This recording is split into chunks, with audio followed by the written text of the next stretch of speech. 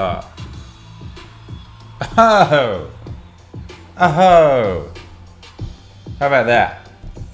How about that? We're here. Wow. Yeah, what's up, everybody? It's me. It's me. And I was up till 5 o'clock in the morning, obviously. And I just fell through the door like Kramer. Fell through the door like Kramer with a coffee. So we're about to reboot, get going. Yeah. How you doing, everybody? Where's everybody at? What's going on with you? I nearly nailed it. I nearly gave you intro. It went like this. Maybe we'll restart. Okay, we're beginning. Woo, woo.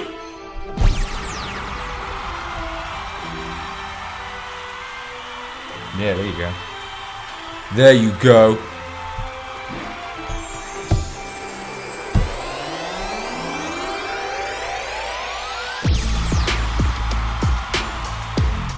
Yeah, that's what's up. Now we got sound effects. We got sound effects.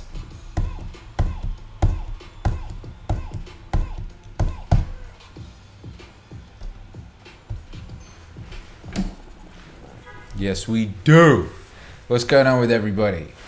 The home setup gets ever more sophisticated. You can't see the desk. I need to get a second camera so you can see the desk. The desk has been an incredible mess for since how long we've been in this house? Month, 2 months? How long we've been doing Ask Akira again? However that long is. Anyway, I had an epiphany of wire tidying. Ooh. And the epiphany was, well, I've got this big old desk. If I had like a sort of like wooden structure running through the middle, I could route all the wires through that. I have my whole DJ setup here. You see that on Sunday nights on the DJ streams, right? Anyway, I was like, yo, planter boxes. So I went to the garden center and bought 2 planter boxes. They got holes in them. They're wooden. They're beautiful. All the wires run through them. The desk is beautiful. It's a beautiful aesthetic miracle. All my stuff is here. I got that button. It's just neat. It's neat and beautiful. So yeah, I forgot to do my hair, so my hair is fluffy. So shout out to everyone who's watching this. Enjoy the fluffy hair. And I would like to take this opportunity to, while we get ready for the International High Five, and to do the International High Five, I need everyone who's logged in live to tell me where they are. I need you to tell me where you are. And, oh wow. So last week, we had a termite infestation. You were right, it was termites. Everyone, it was the people on stream informed me what the creatures were. It was crazy, right? It started off, there was like 2 on the windowsill at the beginning of the stream, and then there was scores of them by the end. And they were all crawling at my leg, and I looked down when I switched off the camera, and all around the bottom of my chair, they were swarming. I don't know where they came from, what it meant. They didn't come back afterwards. We got rid of them, and then we sprayed them with vinegar. They don't like vinegar, turns out. Anyway, today I've got a wasp. So, yeah, I don't know what's going on. In come the places. We've got Island, nice. Anyway, well, we're waiting to do the high five. If anyone has a drink out there, let's do what Scott Adams does, which is the simultaneous sip. Hey. Yeah. Oh shit, they gave me a double shot. Nice. All right, so we got a double shot. We're gonna get this thing kicking. It's gonna be great. Let's see if we have some questions. I literally just fell through the door like Kramer. All right, I haven't even looked at the questions yet. Let's see if Sir Pepper's essentially the questions that he has. What a reliable gentleman Sir Pepper's is. It's so nice to have reliable people in the world, in your life, in the vicinity. Reliable people just making the world a better place. And that's what Sir Pepper's has done right here. He sent through some questions. And that's lovely. So we will answer them. How have you been? It's been another crazy week. Time continues to speed up. bafflingly. It simultaneously feels like about a month since the last Ask Akira and like a day. Right? Do you get that? The other thing that's been happening this week, by the way, I mentioned this on Twitter. I've been having random memories falling out of my head. Random memories falling out of my head. Like stuff I haven't thought about since it first happened decades ago. Just falling out of my head. And then it kind of just falls back in again, just sort of evaporates. But it's like, I'll just suddenly have like a fragment of some shit that happened when I was 8, or some shit that happened when I was 16, or some shit that happened when I was 23 or something. And yeah, I don't know why. I don't know if anyone else has had that. I asked on Twitter, lots of other people on Twitter were saying that they'd had that. Lots of people. Anyway, so we're going to do the international high five because this is an international stream. It's an international stream. So Pepper says that black coffee is the best coffee. I know it's trendy to say that. But I'm identifying as hipster, and I have an oat milk cappuccino. So there. That's on the. Hey, by the way, I don't know why, but today the camera is picking up my palm tree really nicely. Should I kill this wasp? I don't know what to do about this wasp. I'm not really into harming little woodland creatures or whatever this guy is, but I don't like him buzzing near my head. It's a tricky thing, man. You know, top of the dominance hierarchy. I could kill every fucking creature that encounters me, and I choose not to. But this guy, yeah. Anyway, shouts out to everyone locked in, particularly everyone who was in early. Gregory Witcher gets first award. Hey, that's a new thing I think I might start doing. The first award. Hey, Gregory Witcher, you're first.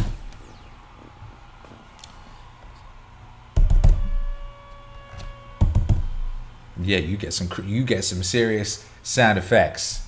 Henry Pulver says, I see the dawn is fashionably late. I'm pretty sure I was 1 minute late. Is that fashionably late? Is that fashionable? Is it fashionable to be 1 minute late? Pretty sure you have to be a bit more late than that. How dare you? Yeah, Alexander KR, Henry Pulver, JMCG is in Ireland. What's up? Yeah. What's up, Ireland? Shouts out to Ireland. Shouts out to Daniel San. Shouts out to David Ewing. Hey. Glob, glob, glab, glab, glab. What? Excuse me, how dare you? Hello, darling. Wife is walking by. Did you see her in shot? Yeah, she's been out on the roof cooking eggs. Like a civilized Los Angelino. Civilized Los Angelinos would just be out on the roof cooking eggs. She's just got a torch. Where are you going? What are you doing? Ooh, she's getting camping stuff ready. Why? We're going camping! We're about to take our first holiday ever. Literally ever. We're about to go camping for 2 days. And this will be our first holiday ever. Hercules, Charlotte and I, the beautiful little thing that is our family, we're going to take our first holiday ever and go camping. Very excited. All right, Daniel Wilkie is in Scotland. Gregory is in South Kakalaki. Yeah. Yeah, where's everyone else? Globba Lobba Glabba Glabba is a Brit in the US. Good for you. Daniel Sands in North Carolina. Sir Peppers is in GA. Shouts out to Hurricane Dorian all day long. Shouts out to Hurricane Dorian. Yeah.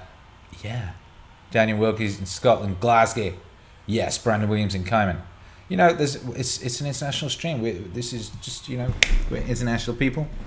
And we're going to do the international high five right now. Aim for the elbow. Keep it strong. Piss off wasp.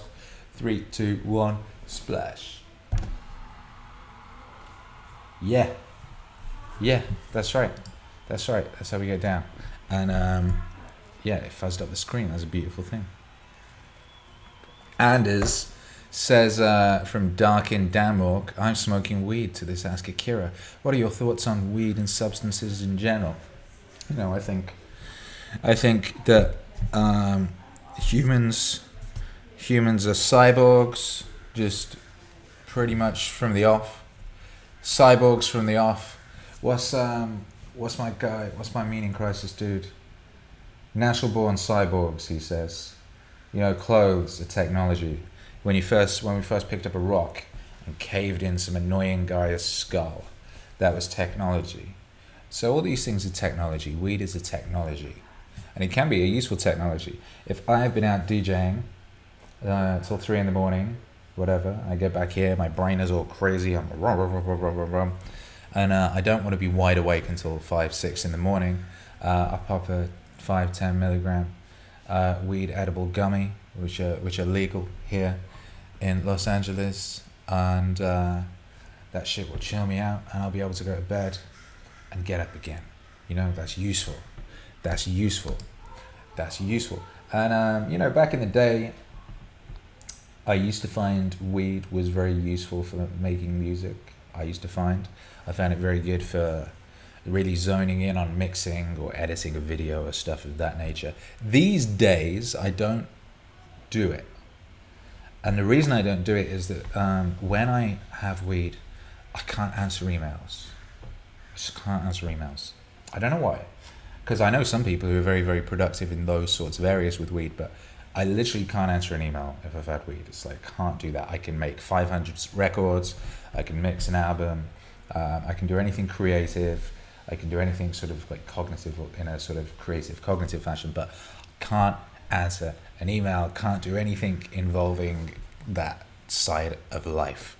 And I have to do a lot of things involving that side of life because, you know, I run a business. I'm not just sat here on my ass like being creative. You know, 50% of what I do is business. Yeah. So, you know, I think all of these things have their uses. I think that we abuse these things, and that's down to discipline. It's like, oh, this thing's dope, I'm just going to keep doing this dope thing. It's like, that's a very undisciplined attitude, mister. Why did you do it in the first place? What was it for? All that sort of thing. Yeah. Anyway, so yeah, and also, you know, I've got responsibilities these days. When you're I don't know, young or whatever, like super young, and you don't have responsibilities, you have more room in your life for that sort of thing. Orinoco Wellington says, get those shoulders back. Thanks. See, ow. Yeah, shoulders back. You have to keep reminding yourself of these things. It's amazing. It's amazing. Yeah. Julie says, I'm sure they're not random. What were we saying was random? Is this the insects? Is this the wasp? It's not a random wasp. But you know, maybe this is one of my ancestors just hanging out, you know? Might be, and if I killed it, it would be very rude. Daniel Wilkie says, I've started watching Doctor Who. Why? Just got to season 4 if you watched it. No. Not all British people watch Doctor Who. I saw some of them when I was young, I guess. It's a kid's show. Yeah, Doctor Who is a kid's show. You know, so yeah, do you know what? Like, I had this guy on my arm. He's called Death's Head. You can see him. He's upside down. He first started life in a Doctor Who comic in Marvel UK, which was a UK wing of the Marvel Comics publishing Beer Moth. So I got some love in my heart for that whole thing. But yeah, I didn't, you know, it's not like I watched Doctor Who with any kind of religiosity. I don't watch anything, actually. I don't watch any TV anymore. The last thing I watched was Game of Thrones, and, you know, that, obviously, that did what that did. Which was end in about the worst way you possibly could. That show had the most intergalactic Galactian quality drop off of any artwork I've ever seen. It literally at one point was the greatest human achievement. No, it was close. It was like, it was up there. It was one of the greatest human achievements. And then it just launched itself into the abyss of awful. And here we are. The Pie Man, David Goggins album on iTunes, question mark? Not now. I currently don't have permission to release that in those places. So hopefully that changes at some point, but it's not right at this second. So right this second, it's exclusively available on YouTube and Bandcamp. You can get it on Bandcamp, you can go download it there, and then you can have it on your iDevice. You can have it in your iTunes. So you can do that. Yeah. Those who have swords but keep them sheathed will inherit the world, says Sir Peppers. Sir Peppers is right, as he often is. Ratphone Beauphone says, when's the Gary V MEANINGWAVE coming out? No pressure. Yeah, the album's completed. I mean, it was completed last week. And it's with Gary V's team right now. So we're waiting on Gary V's team on that one. So that album is done. It's ready to go. As soon as I have the okay, it will be with you. Meanwhile, I just launched straight into the next album, and that has been a very intense week working on that. And stage one of the process of that is done, which means that all of the songs are written, arranged, laid out. The sort of foundational music elements are all there. The beats are all there, type thing. My guy 2 More V's is doing his thing and adding some extra instrumentation to the tracks. Then I'll be mixing those next week, and that will be done. Yeah. Adam Book. Sorry for the deep question. Oh shit, here we go. But how do you deal with friends who have died? Wow. Still remembering shit for years ago like you. Tried to keep going like a savage, but these memories still occur to me. Well, memories are okay. Memories are perfectly okay. It's what you do with them. And that's always a choice. Like, it's always a case of reminding yourself that you are not your thoughts, you are that which observes your thoughts. So you can observe the thoughts coming in, and you can then decide whether you're going to engage with them, if you're going to go into them, if you're going to lean into those thoughts and investigate their source and investigate what they mean now or what they meant before, things of that nature, or you can allow them to drift off. And then they'll come back again maybe, but you do the same thing. You have to practice that. It's a daily thing to practice, because you'll need to do it every day. Every day you need to remind yourself that you are not your thoughts, you are that which observes your thoughts. And in the same way, you are not your emotions, you are that which is aware of the emotions and becomes aware of the emotions. And that way you can regulate yourself, you can regulate your behavior, and you can regulate how you react to the world and to your inner world. So, these memories will fall out your head randomly. And if you're not practicing that I don't know if mindfulness is the right word, maybe it is. I don't really know what mindfulness is, I need to look into it. Maybe that's what it is. It certainly seems like it could be the right word. But anyway, if you're practicing that, then the memories can't derail you or hurt you or confuse you or take you over. But they can serve as useful things. They can remind you of where you came from. They can remind you of lessons you've learned. They can remind you of people who've meant things to you, who've helped you, sometimes I remember people who wronged me, and I'm suddenly grateful because I realize what it was that I learned as a result of that. Count Dankula was on Alex Jones yesterday, and it came up in my YouTube recommendations last night at about 4:30 in the morning. So I put that on. And it was wonderful. It was a beautiful, beautiful thing. It was so entertaining. It was so funny. It's like, wow, I missed this. I don't know. It was entertaining and funny and sweet, and also, they're very passionate about the things they believe in. But it was entertaining and funny and sweet. And Alex Jones told a story of how when he was at school, he was a nice boy. He was a nice, sweet boy, and he liked art. And he liked drawing, and he liked fishing and all that. And then they moved him to a new school. And basically in the school, he was just getting beaten up all the time. So he had to learn how to fight. And he fought back, and he found himself fighting back every day, and the teachers weren't helping him, so he just had to do it himself. And he says he got in 150 serious fights. And he says that unlocked something in him. That unlocked a savage deep within him. And he's like, but it was good. It wasn't it was good, because then it gave him the courage and the passion to fight in his life. And that's exactly what happened to me. It's exactly what happened to me. I got sent to the school, and it was just everyone was just like picking on me all the time, but I wasn't going to take the picking on, so I would fight back, you know. And I was a little kid, and I wasn't sporty, I'd not done any sport, but I'd still fight back. And I was in fights every day, every fucking day. And that unlocked a savage in me. And I remember one day, this fat kid called Simon, he was like a henchman of one of the big bully kids. And he was like, oh, I can get some cool points by kicking this guy.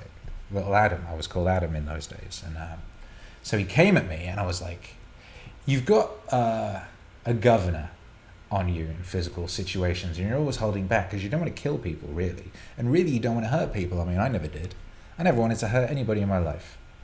This kid just fucking came at me, and something switched, and like I switched off the governor, and I just went in on this kid. And I beat the shit out of this kid. I'd never beat the shit out of anyone. But previously, I'd always just managed to kind of like protect myself or stop myself getting too battered. But like, I beat the shit out of this kid. And he was done after that, because it was like I'd beat him up. So he was kicked out of his group. He wasn't allowed to be friends with the bully guys anymore. And he had to go sit with the kids on the art table or whatever after that. But that unlocked a savage in me. And I'm really glad it did. I'm really glad it did, because that made me what I am now, and it made me what I've been throughout my life, which is pretty uncompromising with regards to standing up for myself and being myself and expressing myself and kind of embracing my sovereignty. You know, my sovereignty as an individual experiencing this world. So, you know, memories, man. There's a use in all of these things. You just got to make it work for you. You got to use them for you and make sure that they're useful. It's like my rules in life before I put anything out are, is it useful? And now my more recent one is, before I let anything in, is it useful, or how can I make it useful? And there's always a way of making it useful, and there's always usefulness to find. So thank you, Adam Buick, for the deep question. Yeah. Let's answer a question that's been submitted in advance. Let's do that. Where are my questions that were submitted in advance? That was last week's. Oh, these are last week's. That's okay. Those are last week's questions. Why are those last week's questions? We want 42. We want 42. That's what we want. Here's 42. Oh, wow. Okay. Great. Marvelous. Wonderful. I hope you're having a lovely day if you're listening to this. I hope you're having a wonderful week. I hope you're having a wonderful life. I really do. I really do. I think you deserve a wonderful life. And I think if you don't have one, I think it's something that you can achieve. I honestly do. I've seen people with incredibly unwonderful lives create wonderful lives. And oh my goodness, we have a lot of questions. We have a lot of questions, brothers and sisters, this week. So yeah, let's get into it. Let's just jump right into it. Anna Sabu, can you do more Joe Rogans, please? Much love, man. Yeah, I've actually got another Rogan single done, ready to go, so I might drop that soon. Like I said, I really need to get Rogan's permission to release the record. So yeah, I need to get in touch with Joe Rogan. I've emailed via the contact form on the website, but didn't hear anything. Same with Joey Diaz, actually. I've yet to be able to get in touch with Joey Diaz, and I really want Joey Diaz's permission to release the song we did and to make an album. I want to make a Joey Diaz album. Herfinur Arnafjal. First off, I apologize for butchering your name, but what are you going to do? From a technical standpoint, how have you managed to set yourself up for flow and seemingly instant realization of your creative intuition? Good question. Is it the template to end all templates, or is it sticking to the same well-known tools, or what is it? What is it? I'm asking as a music maker. Despite the frequent and easily accessible bliss of creative flow, my experience turns to frustration and visceral agony. As soon as recording enters the picture, I know exactly what I want, but not how to effortlessly realize it, despite knowing my digital audio workstation well. You seem to have figured that out. Even for music video making, which you're equally great at. Hey, thank you very much. Yes, you're right. Here's something that I learned from Tom Waits, who had a great song called Little Man. Little Man. Which is basically like advice for a young man. Fatherly advice for a young man. And in that line he says, ghosts! Luck is when opportunity meets preparation. And the same could be said for flow. So preparation is key. And I think of it as macro and micro. Everything in life is macro and micro. Nature creates the same patterns in the heavens as he does in the dirt. And you should think of everything in life in that fashion. So I have overall templates. And then for each album I do, I create a specialized template for that album that will have drum kits and sound banks and things loaded up and ready, so that when I jump into the project, it's like everything's just there and ready for me to go. Pum, pum, pum, pum, pum. And I can move fast. And I have templates set up for vocal recording, and I have my studio set up in such a fashion that if I have a vocal idea and I wish to record it, then I can. What is this? Wife's phone. So I've got like a mic on my desk so I can quickly get down a vocal idea, but then I've got the vocal booth to record it properly. Basically, I have everything set up in such a fashion that there is as little friction as possible between me and the execution of the idea. And what that means is for every album, I spend a week preparing. And then, overall, once a quarter, I'll spend like a good portion of a week kind of just going through my computer, going through my sounds, going through my instruments, and doing just a general kind of major prep. I do the same with my DJing. I do on Saturdays, I do a couple hours of DJ prep, and then once a month I do a bigger session.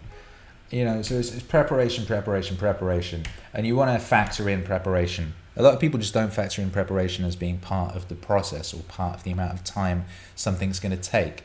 But what I find is if I spend a week preparing, then when I execute, that takes a fraction of the time that it otherwise would.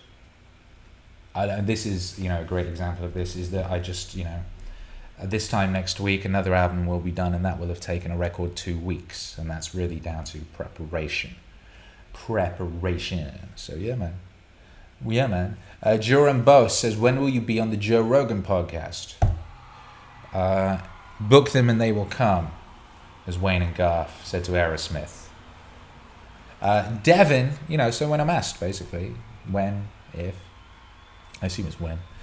Devin says, what keeps you going? Devin Triantos. What keeps you going? What keeps you positive?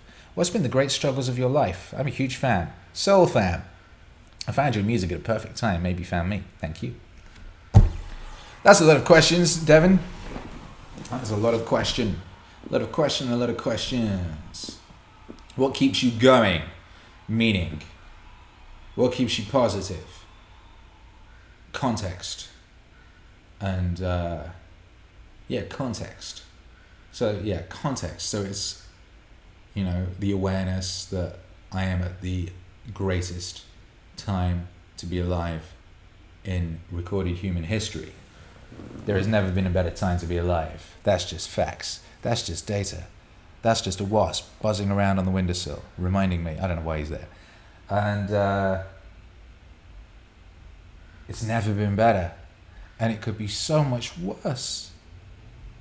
So much worse. You can moan about this, that, and the other. There are problems with the contemporary world, certainly. But my God, would you rather be any other place in time? You go, oh, well, it was much simpler back in the day. Da, da, da. Yeah, but you were a lot more likely to die a lot earlier of many horrible things. You were a lot more likely to get killed. You were a lot more likely to be drafted into a war. Every generation prior to the boomers was drafted into a goddamn war. Every generation. And a bunch of those boomers were, actually. So yes, context. What was the rest of the question? So yes, meaning keeps me going. Context keeps me positive. And the great struggle of my life, what's the great struggle of your life? The great struggle of my life has been with myself. And continues to be, and will forever be. And for a long time, I didn't realize my struggle was with myself. I thought my struggle was with the world. I thought the world was unfair. I thought that, the elites, and the powers that be, and all these things were conspiring to make life hard, make life awful. And I externalized many of my problems. I blamed things on other people. Oh, my parents. Oh, my upbringing. Oh, the things and the this, that, and the other. It wasn't until I looked within and started combating there, and then started having real success. Like, oh shit, find the answer within, as the Boo Radley song went, and don't know who that was quoting, but it was quoting someone. So I realized that actually the struggle was with myself, and I realized it was myself that I had to vanquish and work on, and that the world as I experienced it was an externalization of everything within. And ever since I worked that out, shit has been going way better, way better. And every day I'm at war with myself, and every day there is a small victory, and tomorrow there will be another battle, and every day there will be fresh battles, and some you win and some you lose. But it's a war, and it's going on your whole life. And at the end of that war, you will die. And what an adventure that will be. What an adventure that will be. Oh my goodness. Yeah.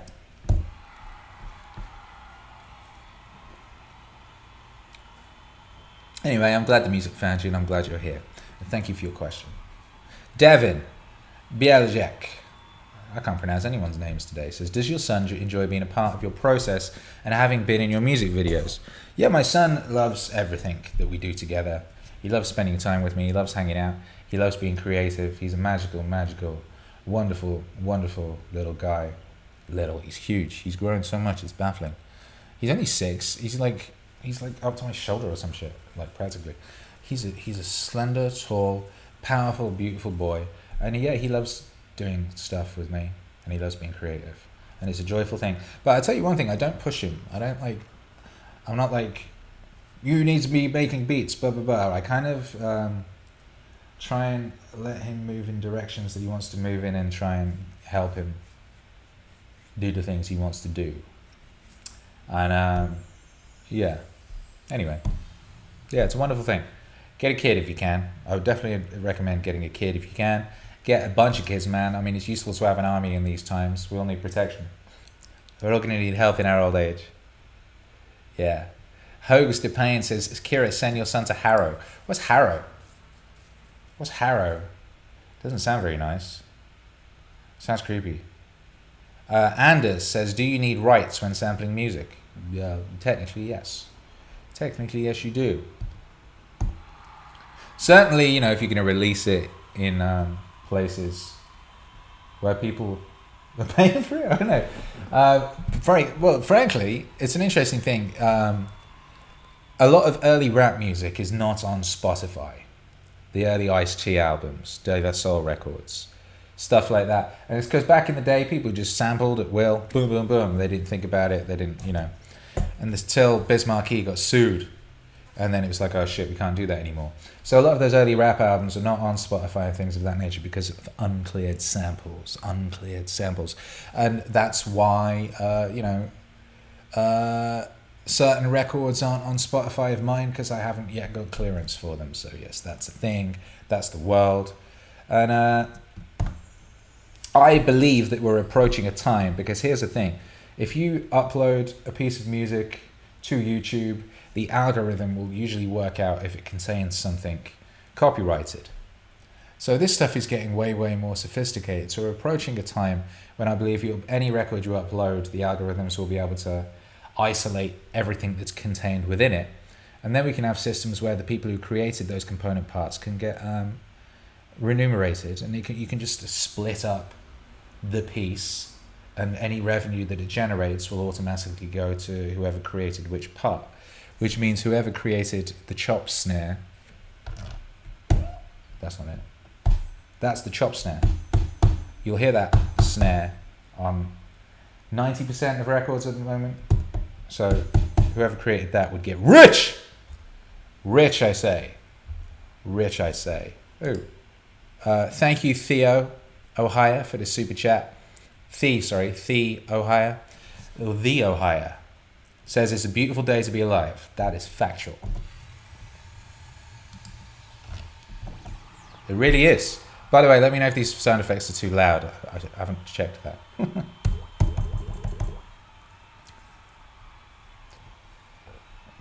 Yeah. The eccentric naturalist, not to beat a dead horse as I'm sure everyone is asking, but will there be a JBP Wave 7 to come after JBP Wave Paradise? Guess who's working on the new JBP record right now? Guess what's been working on for the past week? I would follow me on Instagram if I was you, because Instagram is where I post previews. Oh, I post like behind the scenes type stuff. I post behind the scenes stuff on Instagram in the story, and I've started posting a few just on the main picture. I posted this yesterday. It's never been better than this. And it could be so much worse. Oh shit. It's never been better than this. And it could be so much worse. Yeah. It's never been better than this. And it could be so much worse. Never been better. And it could be so much worse. So that's a song from what I believe is going to be called JBP Wave Father. Or The Father. I don't know if it's called Father or The Father. But anyway, yeah, that's the record that I finished tracking, arranging, laying out, etc. last night. I was in the studio till 3:30 in the morning. So yeah, so there you go. World exclusive. World exclusive. That's what's up with that. That's what's up with that. Yeah. Yeah. Drone Racer says, rights to IP last too long. Should be free to all after a short limited time. It's a tricky thing, isn't it? It keeps getting extended. It used to be 50 years. After I think it existed for 50 years. It was then anyone could use it. And Disney keeps sort of suing because they don't want Mickey Mouse to become open source, essentially. Like Popeye is. Popeye is now in the public domain. If you want to use Popeye as a logo for your company or something, you can. You can. Yeah. Joran says, why is your beard such a different color from your hair? Well, it's because I bleach my hair. And I don't bleach my beard. That's the answer to that. That was pretty easy. I like it when you have an easy question. An easy question. Thank you for the easy question, my friend. I appreciate you. Cindy Bailey says, who was your first philosophical love? Musically, mine was Peter Murphy, and then I hear Alan Watson being God. Mind blown. Yeah, thanks. First philosophical first love, musically. It's an interesting question.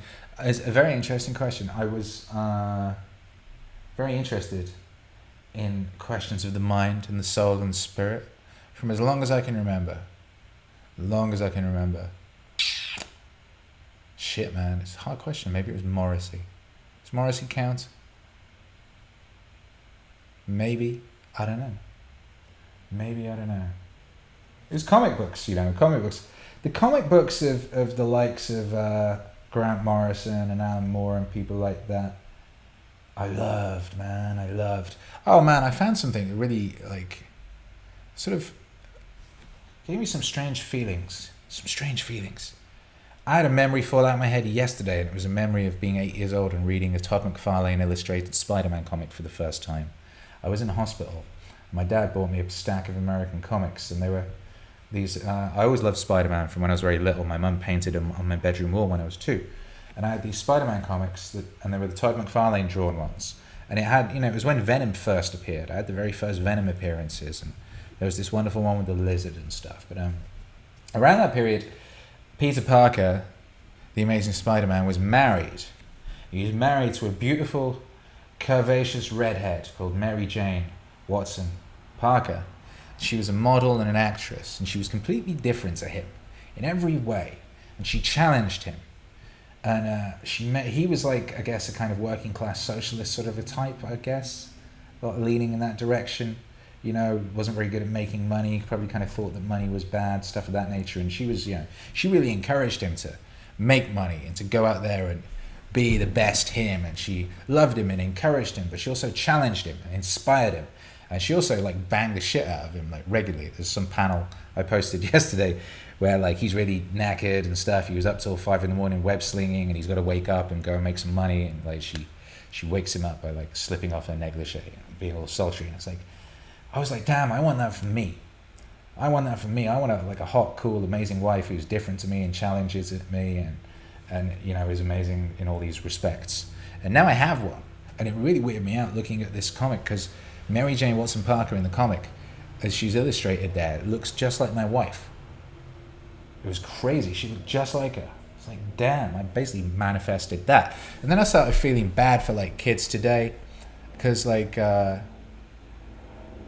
know, like that kind of relationship, an aspirational relationship, but you don't see it very often in contemporary media. It's kind of weird. Even Spider-Man now, like Spider-Man when I was a kid, Spider-Man was like hardworking, really took personal responsibility very seriously. That was his defining characteristic. You know, he had this wife, beautiful wife, this, that, and the other. Nowadays, he's like this kind of like lame geek, sort of like just laming around the place, being sort of apologetic and sort of second fiddle to like everybody in his story. It's very weird. He doesn't seem to have much agency anymore. He certainly doesn't seem to take personal responsibility. Both those movies they made recently seem to be about him not taking responsibility. And I suppose maybe he kind of paid for that, but he didn't. Like, in that first movie, it was all his fault, all the bad stuff that happened, and he didn't really make it right. Anyway, whatever. But yeah, it is interesting. You know, from a very early age, my life now manifested stuff that I wanted as a child. And a lot of the stuff I wanted as a child, I wanted because of the stuff I was reading and looking at and stuff of that nature. So this stuff is important. This stuff is important. James Burgess says, do you like the vibe better at No Vacancy or Good Times at Davy Wayne's? Those are places that I DJ. Well, I don't DJ at Davy Wayne's anymore. I quit DJing at Davy Wayne's because they put a sofa in the middle of the dance floor.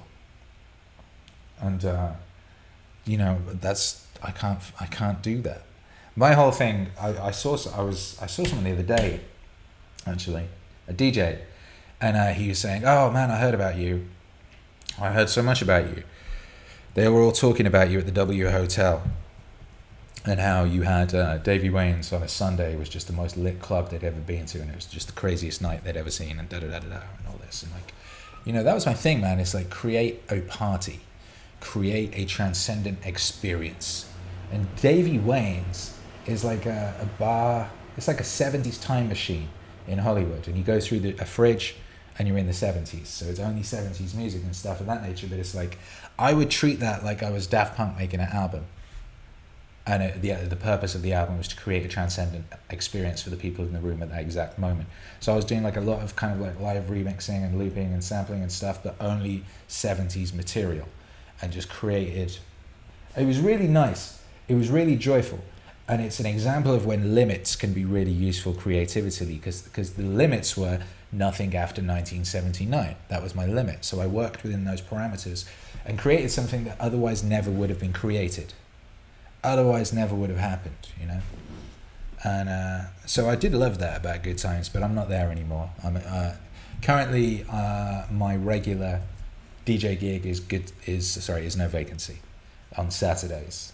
And I've been doing Wednesdays as well, but Saturdays is the one I would advise you go to if you're going to go to one. That's the lit one.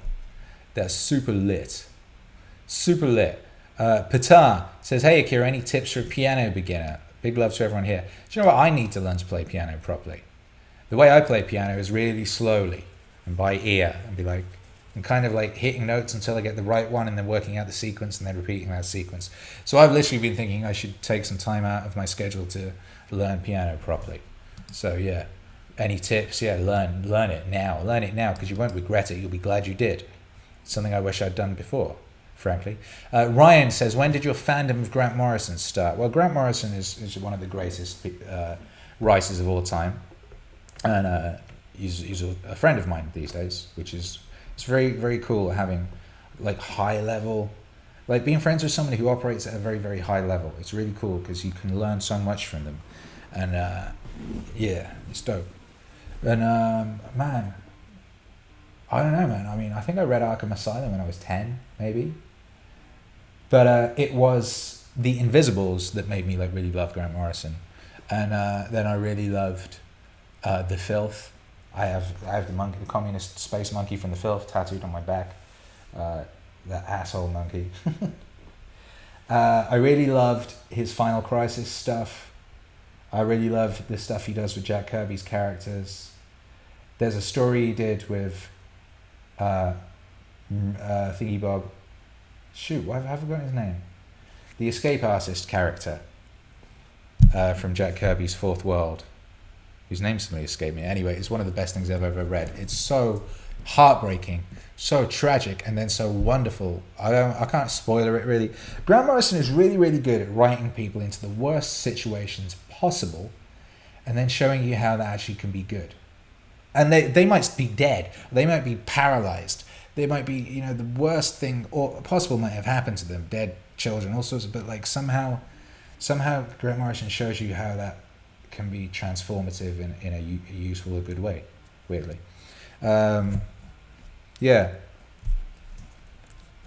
Just consistent greatness from Grant Morrison, consistent greatness, and work that's just so multi-layered and so dense. One page, you could be rereading one page for years and find new depth within it.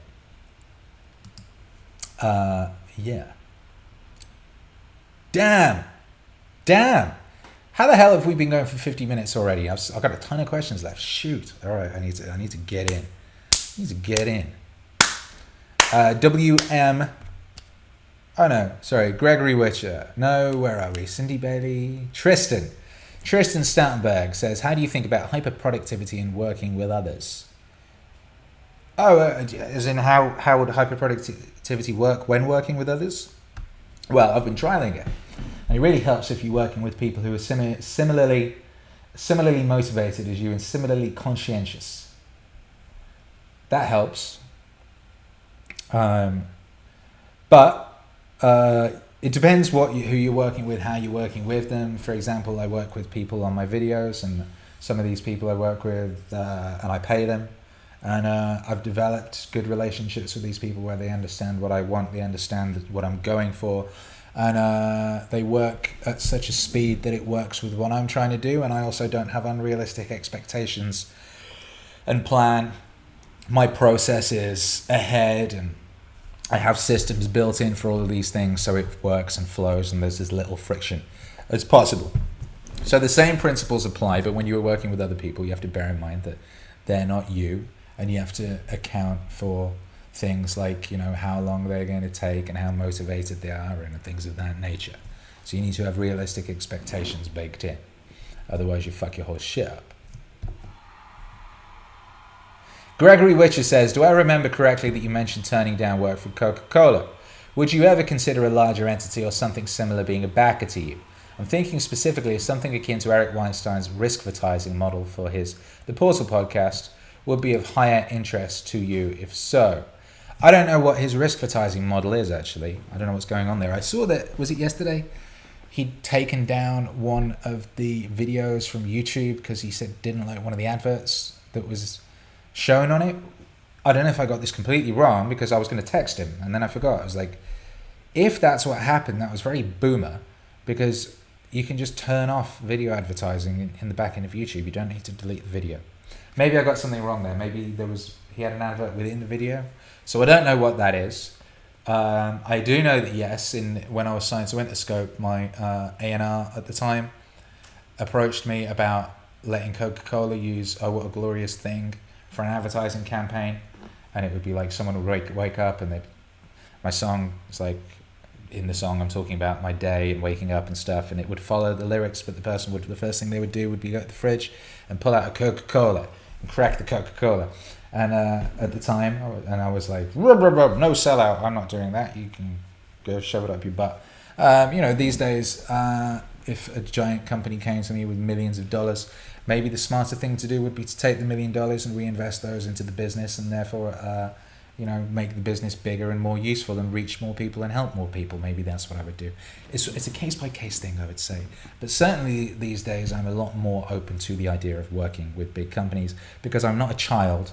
And I no longer am of the naive mindset that A, anything that makes money in large amounts is evil, and B, one should never deal with people who make lots of money or whatever. Like, you know, that was my socialist brainwashing, which I've dismantled at this point. Praises be. WMIV says, do you have a favorite drum break sample? I hear Footsteps in the Dark sampled in a couple of your beats, and I have to say that's my personal favorite. I actually have never sampled Footsteps in the Dark, but I've referenced it. It's Footsteps in the Dark. It's the intro of a song called Footsteps in the Dark. The drums at the beginning, they're great, and they've been used in lots of rap songs like It Was a Good Day by Ice Cube. And Ginseng uses it a lot. What I did was I sampled the groove of that loop. So I've sampled the groove of that loop and then made new drum loops using that groove, but with different sounds, if that makes sense. But certainly I have a ton of favorite drum grooves and drum loops. I have a bunch of them. I have a massive library of them. And that's certainly one of them, yes. Yes. Condridge Doll says, how do you keep your intense focus? I keep getting excited about new opportunities and it keeps me finishing the thing in front of me. You must get lots of opportunities. How do you deal with this? Yes, I do. And you have to focus on the project at hand. Otherwise, you won't get it done. Otherwise, nothing will get done. So you kind of have to have a tunnel mindset when you're working on a thing. So you need to block off time and be like, I'm just working on this thing. And maybe you want to create time in your day for entertaining other possibilities and entertaining other projects, perhaps. Perhaps you spend 8 hours a day working on your main project and 4 hours on a side project or something of that nature. But certainly you need tunnel vision, you need to block off time, you need to focus on the job at hand, and you also need to put in deadlines, otherwise you'll never release anything or you'll never finish anything. You need to finish. You need to finish, you need to execute, complete, distribute, and then move on. And a lot of people will get stuck in the first phase. You know, it's why you've got to enforce deadlines. You've got to set yourself deadlines and enforce them. You need a calendar, you need a schedule, you need to break your tasks up into blocks of similar activities, which is batch things. So, you know, last week, what day was this? You know, this week I batched part of the process of an album, and that was done. And then this weekend I'm batching another part of the process, and then next week I'll be batching the final process, and it will be done. Then I will move on to the next project, and that's what you got to do, man. You got to be disciplined. You got to put structures and systems in your life and execute on them and stick to them. That's what you got to do. Discipline equals freedom, and that's just facts, Jack. That's just facts. All right, there's no getting away from that. There's no getting away from that. No. Zero getting away from that. Okay, now. So anyway, thank you for the question. Henry Pulver says, have you read Zen and the Art of Motorcycle Maintenance? No, I've not. I can recommend it. It's an easy book that goes deep into philosophy. Okay, thank you. Much love from Cambridge University. Thank you. Shout out to Cambridge University. I'll come visit you one day. Alexander KR, have you heard about Alexander Bard? I don't know if I have. Leave something in the Discord for me to listen to. Case for Discovery says, what do your waves mean, bro? It is from Waves of Contempt? Question? What? Is that English? I do not understand that question. What do your waves mean, bro? It is from Waves of Contempt? Question. How can I decipher this bizarre hieroglyph? Well, do you know what the waves mean? That's what the waves mean. Cindy Bailey, 2 questions. What happened with the termite plague of biblical proportions? I really hope that's settled. And this is less of a question, more of a suggestion. Use Dali's cars create and melt in a goth meaning wave. Okay, Dali cars create and melt. Drop that in the Discord or DM it me or something. How about that? Yeah, the locusts, I sprayed those motherfuckers with motherfrickers. I sprayed them with vinegar. I murdered them all with vinegar. And that was that. They didn't come back. So I guess they were just a visiting plague that were just there for that moment to remind me of something or make me think of something or to just distract me from talking to you guys and just to train me in the art of communication whilst being distracted by armies of biblical mini creatures. So yeah. Thank you, Cindy. Gunnar Larson, any more Watts material planned? I've got lots of Watts material planned. I've got enough Watts material for 100 albums, frankly. 100 albums. 100 albums. 100 albums. So yes, I definitely want to do that. I definitely want to do that. All of these things depend on permissions. And that's constant ebbing and flowing. Santiago says, how would you feel if someone used your beats for an independent mixtape? Interesting question. I have a lot of people asking me about that sort of thing.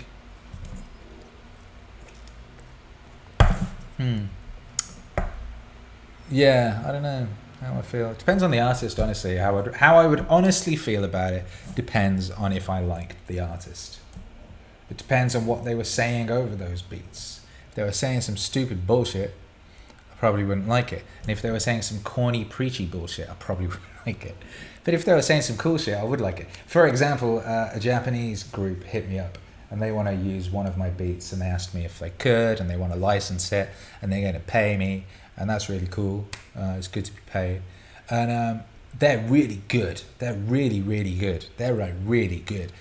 Like, so I was flaccid because I was like, you're really good. I would listen to your music. Like, this shit is really cool. So yeah, that's honestly what it is, man. If I like what the person is doing, then I would like it. And if I didn't, then I wouldn't. Mike Hall. What are the first lifestyle habits you undertook after becoming homeless and decided to shift your life for the better? Well, that's not really what happened. That's not what happened. I wasn't thinking of it like that. I was just in struggle mode, man. I was homeless, I was homeless for a couple times. But when I was homeless in London, I was homeless in London for a bit and sleep in the train station and in some flower beds. I slept around the back of a bakery one night. And then I found some friendly smackheads. And I swear I manifested them because I'd been reading Irvin Welsh's Train Spotting. And they were just like something out of Train Spotting. The first guy I met was called Anto, and he was Northern Irish. And he had a green mohawk. He was like a straggly punk, grebo punk type guy. And I met him by a train station, Turnpike Lane, I think it was. And he was selling travel cards, which is the thing people used to do in London before tap cards came along. You would sell travel cards. You'd find them, or steal them or something and sell them. Anyway, and I just got chatting to him, and he invited me to come and sleep in a squat with him, which was really nice.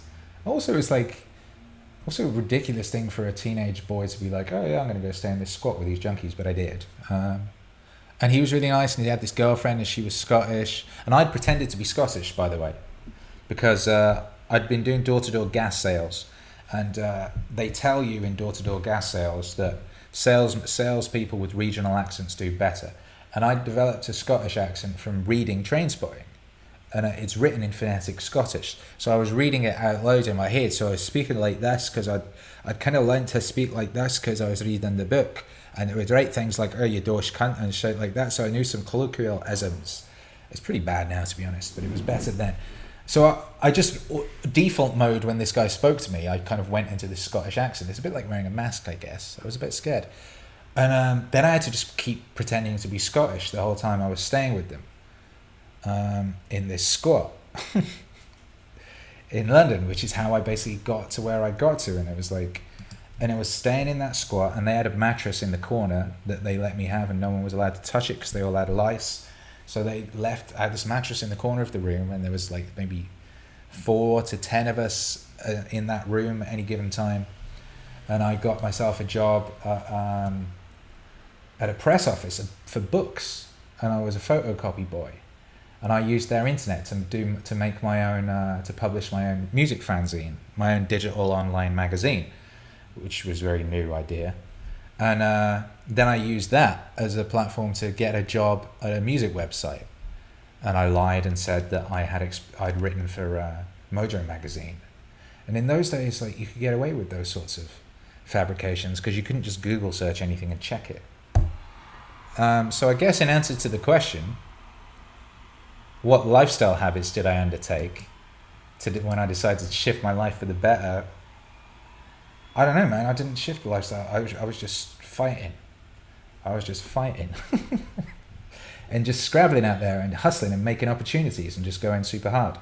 Just making opportunities. I'd shower. We didn't have a shower in the squat. I'd wash in the bathroom. I'd get in to work before anyone else, and I'd like have a horse bath in the bathroom. And and every opportunity that came my way, I made the most of that. Like the job I got at the music website is because I met a guy at a gig. I was going to gigs trying to be a music journalist because I figured if I could become a music journalist, that would get me in the music industry, and then I'd be able to make music, because at that point you had gatekeepers and it was all about sending demos to record labels. So I figured I could sidestep that. And I met a guy at a gig who was managing a band called My Vitriol. Oh yeah. And basically, I just like leveraged that into a contact of his to get an interview.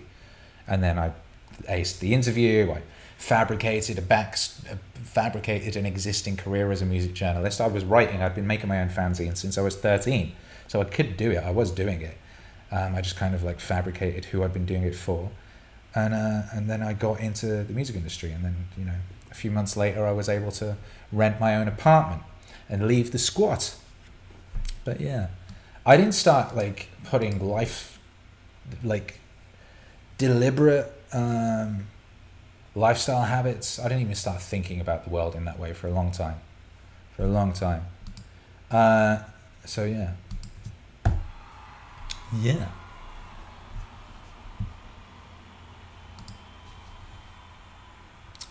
I answered that super chat, didn't I?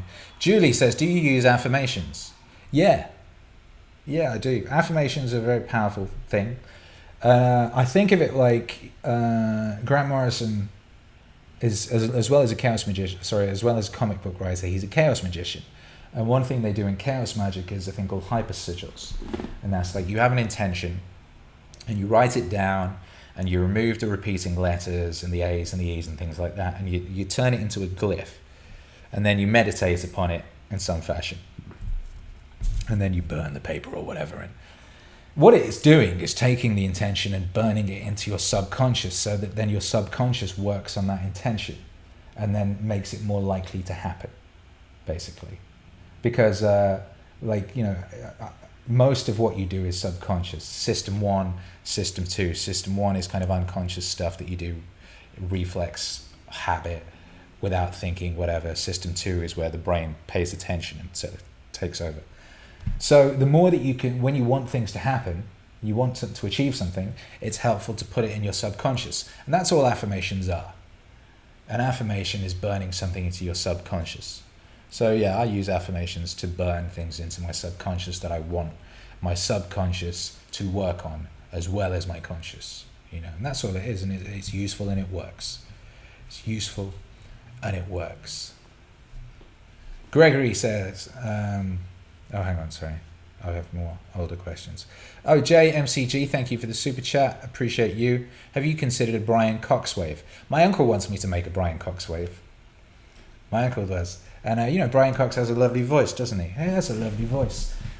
So you never know. You never know. We are going to go cosmic quite soon. We are going cosmic.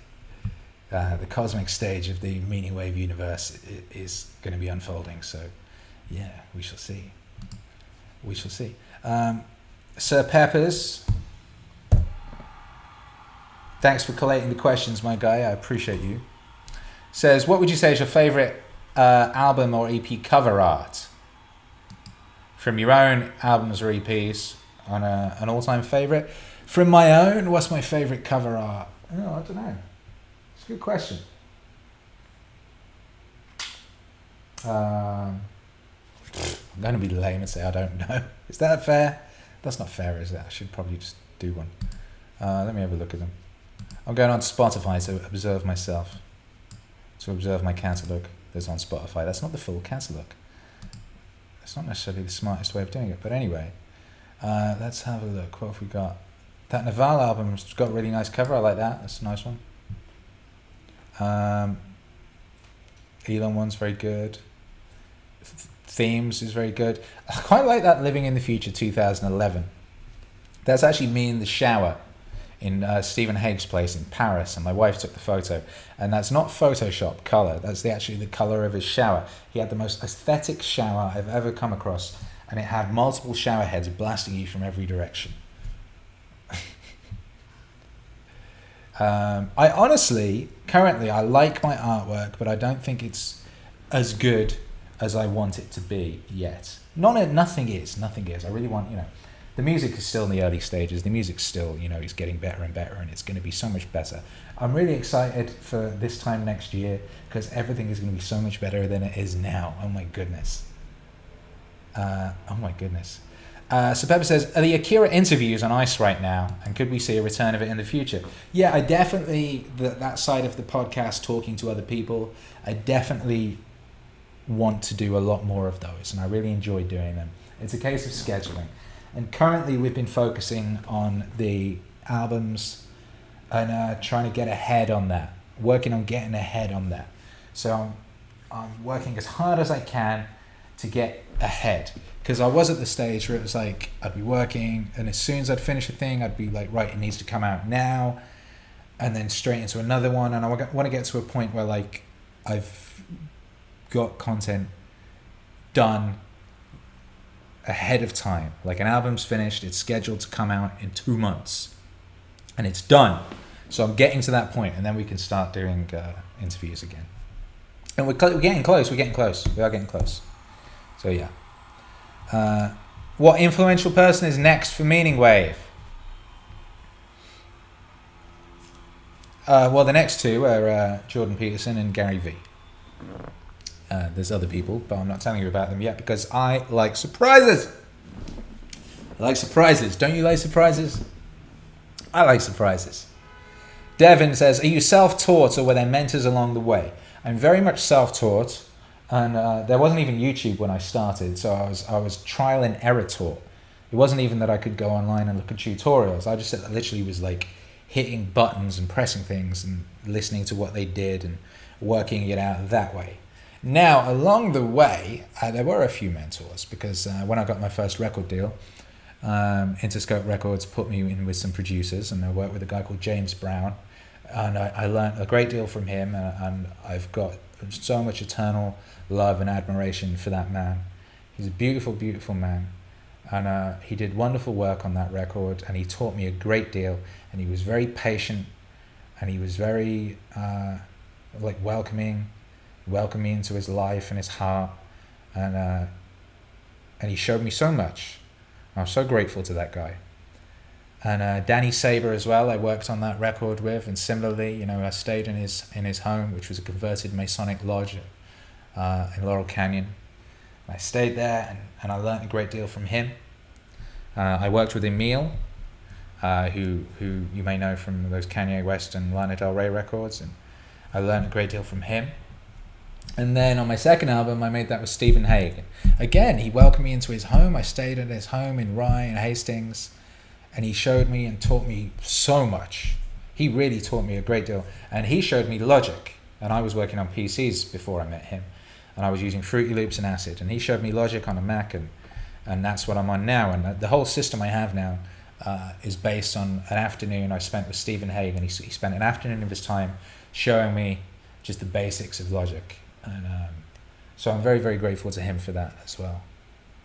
And everything else he gave me. So yeah, those have been some of the people in my life who I've learned from. Errol Alkin, DJ, a very influential figure. He was a good friend of mine, and I used to hang out in the DJ booth with him when I was a kid, watching him DJ, and I soaked up so much stuff from him.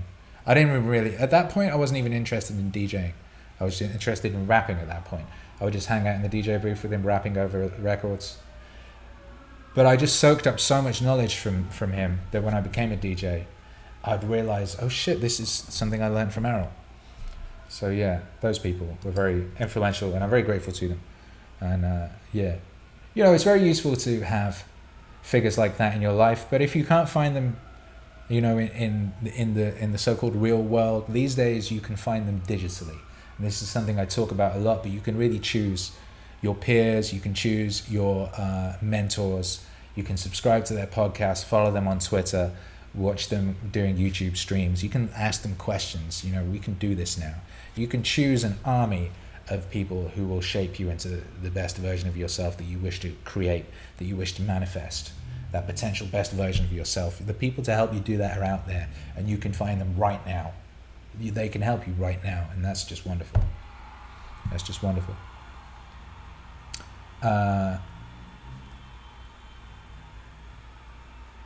Gregory says, is there a playlist of all the new releases from longest to go to the most recent? I ask because I want to at least once, from start to finish, listen to your entire discography and experience your evolutionary journey as an artist. You are helping others change, and I think it would be interesting to see the meta change, the change of others changing themselves in flow, like you've spoken many times before about doing a DJ set and the crowd and you have a back and forth like that, but extended out over a long time frame. Yeah, you probably do that on Bandcamp. I mean, I deleted I did delete a lot of my work. You know, I released like 50 mixtapes between 2004 and 2014, that first decade of the dawn. And I deleted almost all of them. I did. But you know, you can, if you go on the Bandcamp, like my first album is on there, the first EP is on there, I believe. So like the main albums are there, and then all the... So you can listen to like a large portion of it, and you can listen to it sequentially. You can do that on Bandcamp. So that's probably the best place for you to be able to do that right now. There are, you know, there's fans out there who've got everything. There's fans out there who saved everything. So I mean, if you really wanted to go deep, like you could link up with people on the Discord, and you could put together something, a way of listening to everything in sequence, like all the mixtapes and everything. Yeah. So maybe that's the best way to do it, I would say. All right, let's take 2 more questions from the chat, and then I think it's time to wrap this Saturday broadcast up. Oops. Let's wrap the Saturday broadcast up.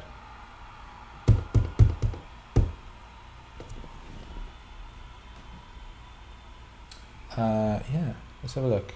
What's going on? Bandcamp, yeah, Bandcamp. The link is in the bio. The link is in the video description. Yes, it is. Yes, it is. All right, random question. I just scroll and drop a random question. Did someone ask something really early that I should answer? Daniel says, I love the intro and the sound effects. Thank you. I love them too. Oh, I can put a delay on. Let's see.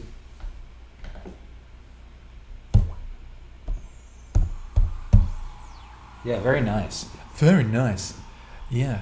Oh,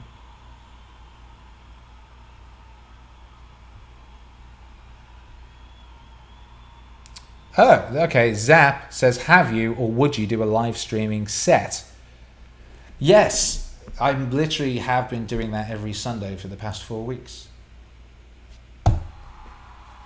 So yeah, every Sunday here, live from Don Towers, we're doing live DJ sets. And then I take the audio from that and upload it as a mix later on. The best ones anyway. So that's every Sunday. 8 p.m. I believe we're doing them at 8 p.m. I think 8 p.m. is the right time. And they're really cool. They're really enjoying them. And I did one on Thursday as well, an impromptu one. I just was up here and I was like, do you know what? That one I did on Sunday, it wasn't as good as it could have been. I could do that way more epic. That could be way more epic. So I just switched on the stuff and did it. And it was sick. I really enjoyed it. And it came out great. And that's the Studio Ghibli and Chill mix that's up on the YouTube now. You can listen to that. And if you're on Patreon or Subscribestar, if you support the Wave in either of those places, then you have access to watch those live streams after the fact. The archived recording of them, you can watch those there. So if you want to watch some live sets, go over to Patreon or subscribe to Akira the Don. And if you're paying any level tier, you can watch those streams and you can download the audio. That's where you can do that. So I'm pleased that I found that was really cool, because I really enjoy doing those. And like, there's nowhere really on the internet you can legally put DJ mixes these days. It's very difficult.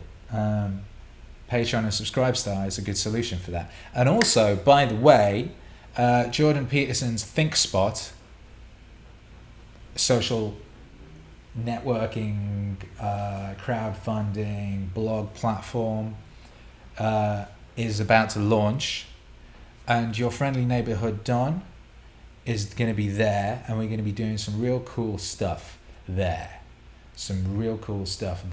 And I'm pretty excited about that. And part of that will be doing gigs, doing live sets and things of that nature. So I'll be telling you more about that over the coming weeks, but that's coming up pretty fast. I've been having some really exciting conversations with them. They've got some really good technology on the back end. We can do stuff with that platform that we can't do anywhere else currently. So that's very exciting. So I'm excited for you all to come over there and for that to get going. And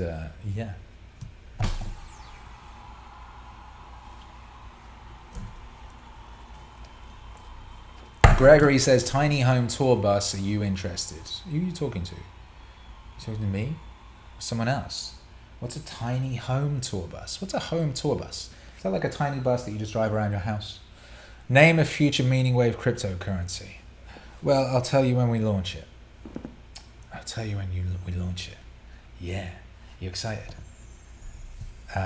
Apollo says, I was listening to Noah Shebib and forgot about the stream. Well, I'll forgive you. 882 says, brother, you're Polish, aren't you?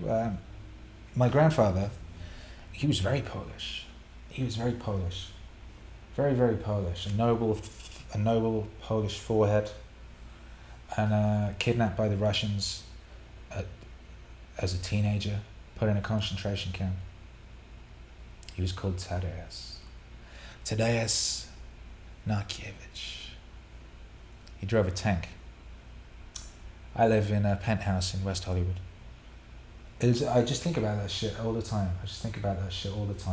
Just intergenerational strides forward. You know, my dad was born in a slum. Technically a slum. He was born, my mum was born in a slum as well. The houses she lived in, I think it was her, like, they didn't have windows. They were just all stacked on top of each other. But, you know, they had houses. A couple generations before that, they weren't houses, you know. Granddad in a concentration camp, father in a slum. Hercules was born above a kebab shop in Hackney Wick. And now we live in a penthouse in West Hollywood. I'm looking out the window, and there over there is the Hollywood sign. There's a palm tree behind me, and I'm using incredible technology to communicate with this audience, of this international audience of bad motherfrickers across the globe, which is you, and you, and you. Here we all are. At the peak of recorded human civilization, on this absolutely freaking beautiful day to be alive. So, thank you. Thank your mum. Thank your dad. Thank your grandmother. Thank your grandfather. Thanks to everyone who died and suffered and lived, that we may enjoy this miracle. Thank you everyone for being here. This has been Ask Akira. Meaning is the wave. Wave gang will drown. We'll be back next week. You'll be able to listen to this on the podcast feed. By the way, that's all up to date. So you subscribe on your podcasting thing of choice. Join the Patreon or join the Subscribestar. Join the Discord. Subscribe. Make sure you're still subscribed. Hit the bell for notifications. And we'll be here tomorrow night, 8 p.m. PST, for a live DJ set. So I hope you all come here for that. It's going to be dope. And yeah, appreciate you. Get after it.